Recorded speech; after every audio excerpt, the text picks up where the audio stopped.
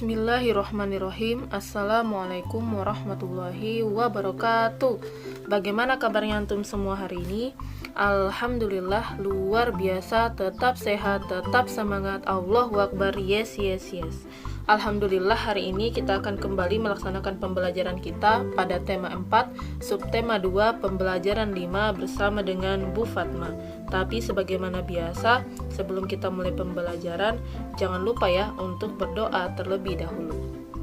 Baik, jika antum sudah selesai berdoa, kita akan lanjutkan ke materi berikutnya. Adapun materi pembelajaran kita hari ini, yang pertama yaitu membahas mengenai penyebab gangguan pada organ peredaran darah, dan yang kedua yaitu mengetahui faktor-faktor yang mempengaruhi kesehatan. Nah, yuk kita lebih fokus ke materi berikutnya. Konsentrasi dimulai.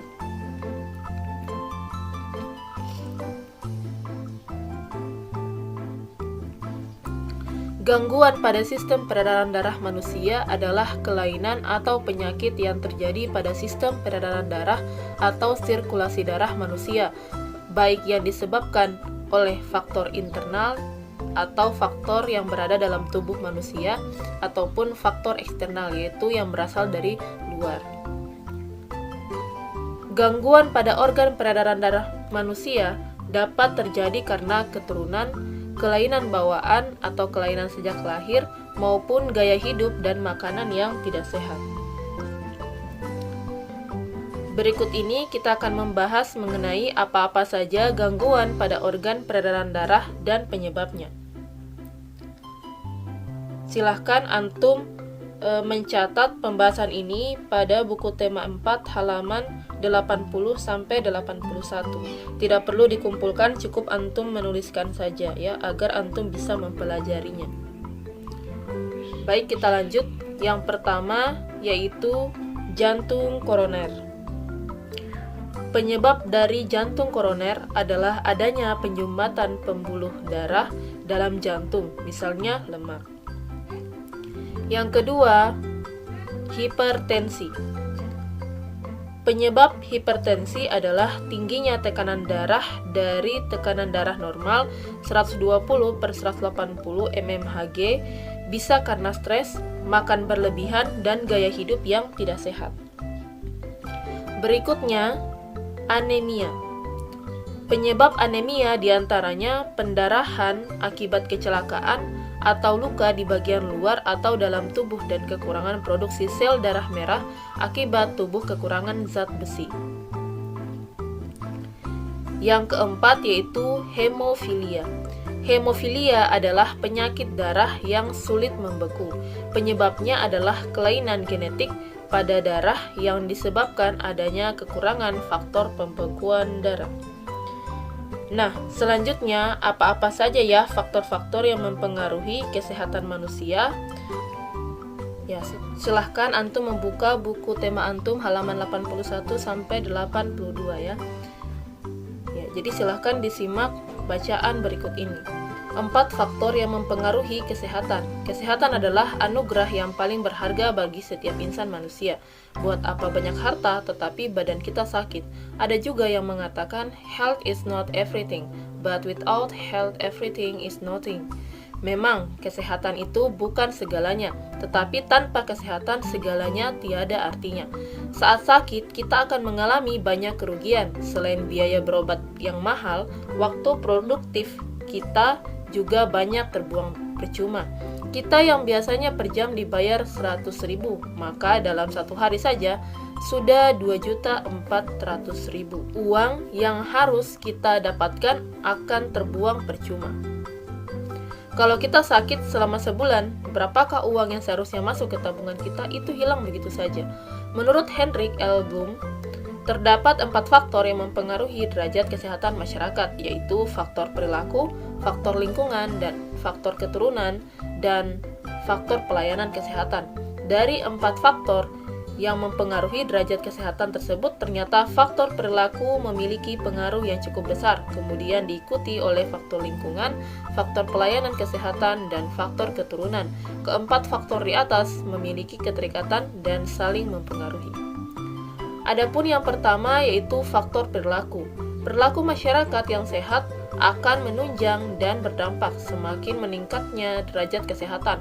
Hal ini dapat kita lihat dari semakin banyaknya penyakit berbasis perilaku dan gaya hidup. Misalnya, kebiasaan pola makan yang sehat dapat menghindarkan kita dari serangan banyak penyakit, antara lain jantung, darah tinggi, stroke, obesitas, diabetes mellitus, dan lain sebagainya. Kebiasaan perilaku mencuci tangan sebelum makan akan menghindarkan kita dari penyakit saluran pencernaan, diare, dan lain sebagainya. Perilaku menggosok gigi setelah makan dan sebelum tidur dapat mencegah penyakit seputar kesehatan gigi dan mulut, dan masih banyak perilaku atau kebiasaan yang mempengaruhi terhadap kesehatan. Yang kedua, faktor lingkungan. Lingkungan yang bersih sangat berperan dalam meningkatkan derajat kesehatan masyarakat. Perbandingan angka orang sakit yang signifikan terjadi antara lingkungan yang bersih dengan lingkungan kumuh atau kotor.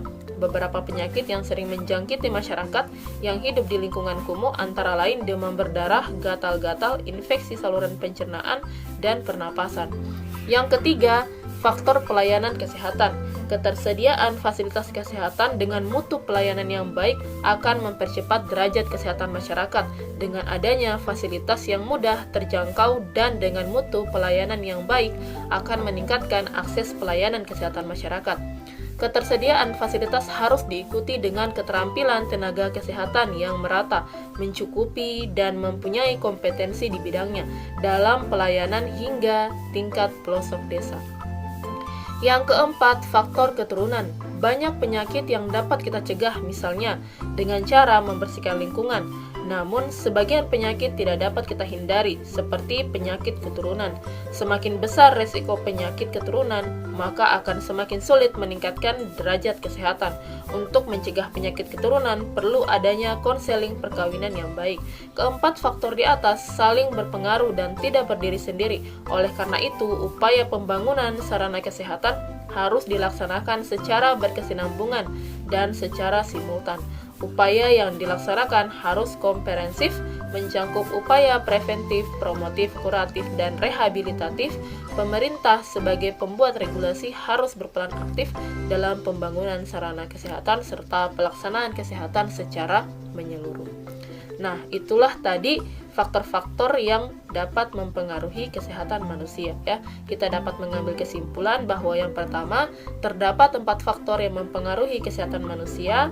Yang kedua yaitu faktor perilaku, faktor lingkungan, faktor pelayanan kesehatan, dan faktor keturunan ya. Semuanya itu adalah faktor yang dapat mempengaruhi kesehatan yang harus kita ketahui dan kita pahami. Dan yang terakhir bahwasanya semua faktor itu saling berkaitan antara yang satu dan yang lainnya ya. Jadi faktor yang satu tidak bisa berdiri sendiri ya. Jadi memang harus saling berkesinambungan ya. Jadi tidak bisa misalnya kita hanya menjaga faktor perilakunya kita sementara lingkungannya kita ya, faktor lingkungannya kita misalnya kita berada pada lingkungan yang tidak bersih ya, yang tidak sehat. Kemudian pelayanan kesehatan yang kurang memadai dan juga faktor keturunan ya. Jadi tidak bisa hanya kita memperbaiki hanya pada faktor perilaku saja sementara lingkungannya kita tidak ya. Jadi semuanya harus berusaha kita maksimalkan ya, mulai dari dirinya kita sendiri, keluarga maupun peran negara itu sangat penting untuk meningkatkan kesehatan pada masyarakat ya. Baik, itu saja mungkin yang bisa Bu Fatma sampaikan hari ini. Semoga apa yang Bu Fatma sampaikan bisa bermanfaat untuk antum. Jazakumullah khairan kasiron atas perhatiannya. Semoga apa yang Bu Fatma sampaikan bisa antum pahami dan bisa antum aplikasikan. Bu Fatma tutup dengan ucapan wassalamualaikum warahmatullahi wabarakatuh.